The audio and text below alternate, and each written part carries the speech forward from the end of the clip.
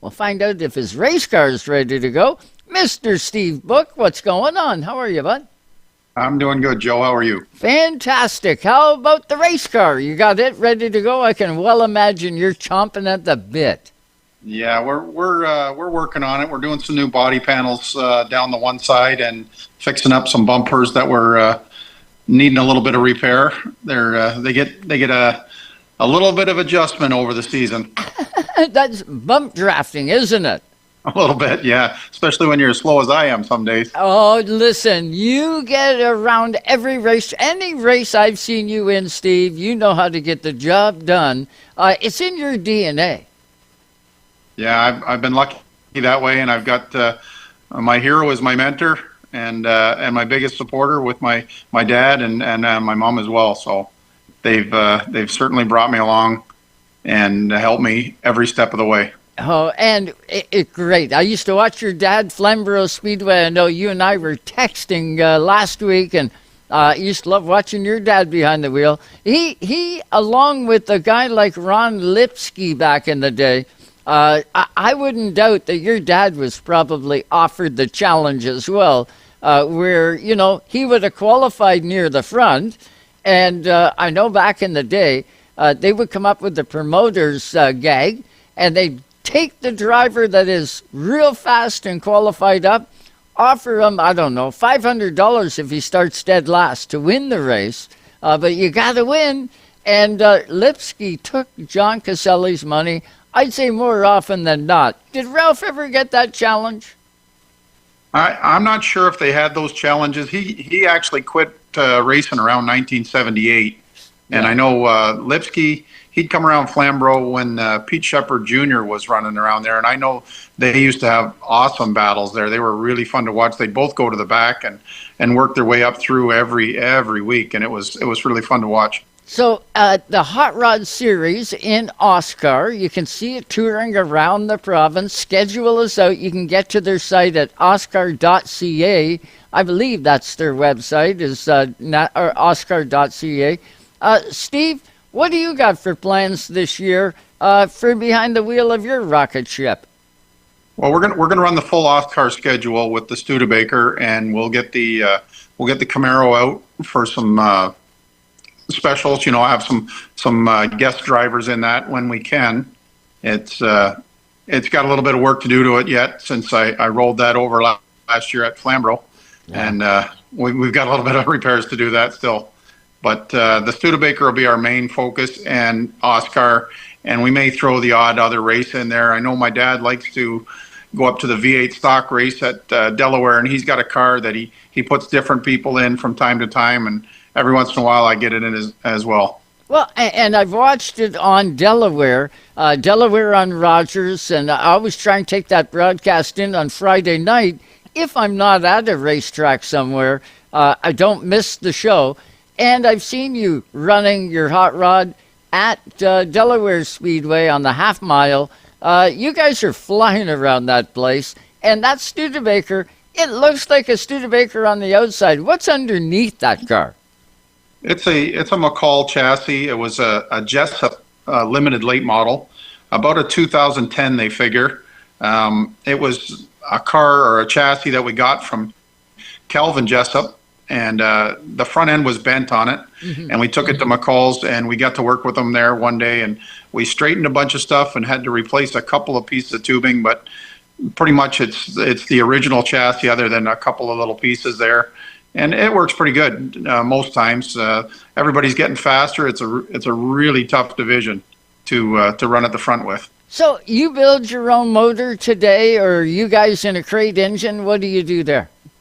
All along, my dad has built all our engines there, and we have had crates and we've had builts, and we're working on some different stuff for this year. See what we can come up with, and hopefully we can run at the front.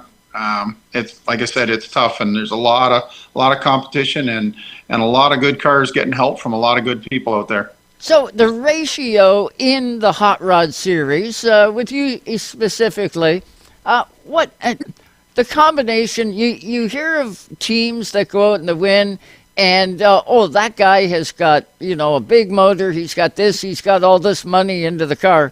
and not saying anything about the talent that's behind the wheel, what's the ratio in hot rod racing, driver versus halves, to go and win the race? Is it lopsided with the guy that's got so much into it and only a little bit of talent, or you get someone like you that's got tons of talent and the car to prove it? What's the ratio like in hot rod? Well, I don't know about tons of talent anymore. I'm getting a little old there, but there's talent all the way through. We've got some young guys coming up like Thomas Wunsch and Brian Wilson Jr. Those guys are real strong every race they come to. And, we got a lot of veterans, Hall of Famers like Tommy Walters and, Tyler Hahn's a 7-time champ, 6-time in the Oscar, 7-time hot rod champ. He's tough to beat everywhere. We're going to have Jay Dewar coming into the series this year as a rookie. I've ran with him a few times in, super stock, and he's ran a few hot rod races, and great guy. When I've ever been around him, he's always treated me with respect and run really clean. And, Daniel Hahn's going to be coming out to run with his brother. Wow. That'll be a fun time with those two going at each other, because they do like to get each other going out there. Oh, yeah. But they are big supporters of each other for sure. They really remind me, those two brothers really remind me of Kyle and Chris Reed out on Canada's East Coast. When you get Kyle and Chris into a sportsman race, they're brothers and they love one another dearly. But when they put those helmets on, both of them want to win, and only one can take the checkered flag. And neither one of them will give an inch to the other. It makes for huge entertainment value and some of the best racing. It's amazing. Yeah, no, they're both very talented. Obviously, Tyler's done a lot in the Oscar, but he's raced a lot before that as well. And Daniel's, he's about 3-time champion in a row of the Can-Ams, so he's no slouch either. It'll be a different challenge for him being in the big car compared to the winged Can-Am, but he did some super stock racing and was very good in that too. Yeah. Ultra competitive. Dan is that guy that could do that jump and switching around. You, on the other hand, in hot rod, you have carved your lane out. Do you ever want to get a late model again and maybe try APC or maybe travel around? Or do you love hot rod that much that this is it, I totally love it, and this is where I'm going to stay? Well, I do love the hot rods. The APC stuff is well out of our price range. I mean, I got the opportunity to drive a super stock in the Daycos for Jack Van Herk while Nick Ramsey was recovering a couple of years ago there. And we had some good runs, and I had some wrecks too. So it wasn't probably what Jack was hoping for all along. I was hoping to give him a little bit better of a show, but we did the best we could. Well, and it speaks to the competitive nature, right? You can go out there and have a safe finish, but your chances are you're not going to be in victory lane. You got to put the car sometimes into harm's way in order to advance, especially on the short track. Absolutely, and you're not going to get very far if you're not aggressive in these things, because everybody's got good stuff, everybody's running hard. You got to want it as much as or more than the next guy. Sometimes the will is more than the actual car. Yeah. Well, and watching these races, the competition level it just keeps going up. I know Dave Gainforth started this class, I don't know how many years ago.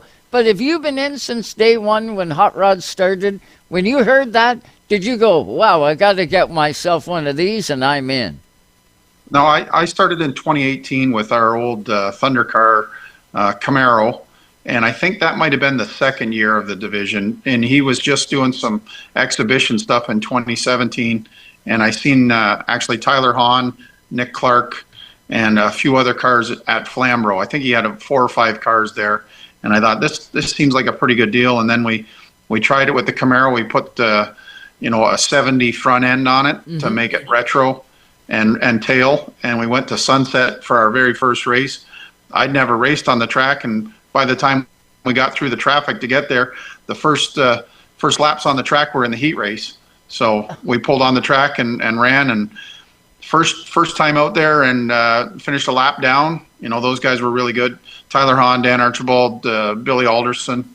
They were the guys to beat there. Wow, iconic names in short track racing, Ontario, right there. And you fit right in there, Steve Book. We are with Steve Book. He's got a hot rod. How many races did you win last year? I won one feature last year. It was at Peterborough. It was a surprise because Tyler is really, really good there. Mark Gordon had trouble, and it was one of his first races, and he's track champion there multiple times in multiple divisions. And something happened with the steering on the car, like the first lap of the feature. But he would have been really tough. Thomas Wunsch, he had to start back a little bit further, but he was coming. And Dan Archibald and Tyler were mixing it up and giving me a bit of a chance to get away a little bit. And they got to me at the end there, but we squeaked it out. Well, and you've been close at Delaware Speedway the last couple of years. You may have even won one of them. It's so incredible. When you get all those hot rods on the track, not only do they look cool, but they are really going. And it's a cool division, no matter what track you go to. Yeah, it's really fun, and I like the retro look. And the Studebaker was a car my dad started with. He had a 56. This one's a 1960, and he was going to build a little tribute car to his first race car. And then we seen this division and got the chassis off Jess up there and decided to put on. Everybody really likes this one, and it's a fun class. It's a fun car. You know, there is another Studebaker out there, but it's a Lark.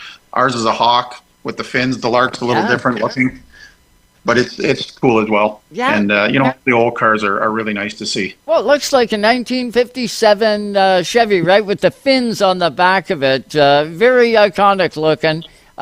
What's it take to keep that car in that good a shape? You do an amazing job keeping it looking good each and every time, too.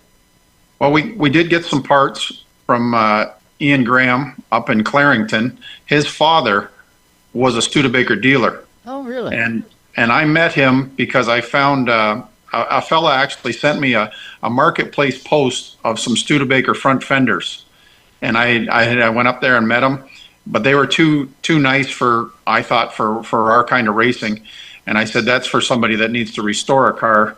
But he said my dad has a whole bunch up in a field basically past Coburg. We went up there and we cut front fenders and rear quarters and some nose pieces there. We got a few fins. We got a bunch of bumpers. You know, all this stuff had been sitting around for years, so it was about right for Oscar stuff. We could just use the tops and pin the rest, and then we've mounted it to that chassis, and it works pretty good. Takes a while to put one of these cars together, right? It does, and lots of them are prettier than ours, but we do what we can. We're not body men. No, but the car looks fantastic. Social media, do you do much with it, Steve? Actually, I don't do much with that. I know the division is going that way, and a lot of guys do. It's just never been a strong suit for me. And we get a few sponsors. Matter of fact, Jim Bray that you just had on. Mm-hmm. What a fantastic guy. He came on board with us last year, and he's coming on again this year. I just met with him the other day at his shop there in Brantford, and if you could ever sit down and talk with him, he's great. His stories are great. Like, he remembers everything from his old days and what he's doing today even. And what a good guy. He is. And he helps out a lot of people too. He sure does. He's a cornerstone. That's the kind of person. The reason why I got into the sport was because of guys like Jim Bray and your dad and the Morrison family. I wouldn't be a fan if it wasn't for all of you guys. It's that interesting. Love watching you on the Speedway. When is race number 1 for you in 2026? Our first points race will be Flamborough. I believe it's May 23rd, but we're going to have a non-points race at Flamborough on May the 9th. So that'll be our first race of the year. Now, and that's that's going to come fairly fast, and we got a bunch of work still to do to the cars. Any chance we're going to see you or the Camaro at the Studebaker or the Camaro at Motorama? No, it's not going to be at Motorama. They've got their cars selected, and guys said that they're going to have them there. And I would think Tyler Hahn's working hard to get his ready. I think Lane Zardo's going to have one there. There'll be modified Steve Trendel's. Trendel's modified's going to be there. I wouldn't be surprised if there's a super there as well for Oscar. Yeah. And it's well represented, I'm sure. Yeah, we're going to have a lot of beautiful cars at it. Steve, this has been great catching up with you. As I mentioned to you, it was a request from a viewer on Racetime Radio, and I can well imagine that viewer is getting exactly what he wanted. You're going to be out at all the Oscar Hot Rod races. That's the goal, and we're out any other place, or I guess that's pretty well lit with that class, right? It is. Like I said, sometimes we go up to Delaware for the V8 stocks. If I want to test at a track, we're going to go to and run, because we're going to be running a different tire this year as well. So we may have to do a little bit of testing, and if they have a regular night, we'll try and jump in on something like that. Well, you're always thrilling to watch, my friend, and we appreciate the time tonight on Racetime. We'll be checking back in with you and find out how things are going throughout the course of the year. I can guarantee that. Steve Book, thanks for the time. Thanks very much, Joe. You bet. Steve Book right there, beautiful looking Studebaker. He's got the Camaro too. Watch for him in the Oscar Hot Rods this year. Always puts on a show, and even fast in the United Eights too, or not United Eights, but V8 stock at Delaware Speedway. Usually the weekend, Steve's there, is the big weekend in September. I do believe they have a couple of them, but the September event, you can see Stevie gets into the V8 stock class, and then when the Oscar part of the program rolls up, you can count on him being out there with that as well.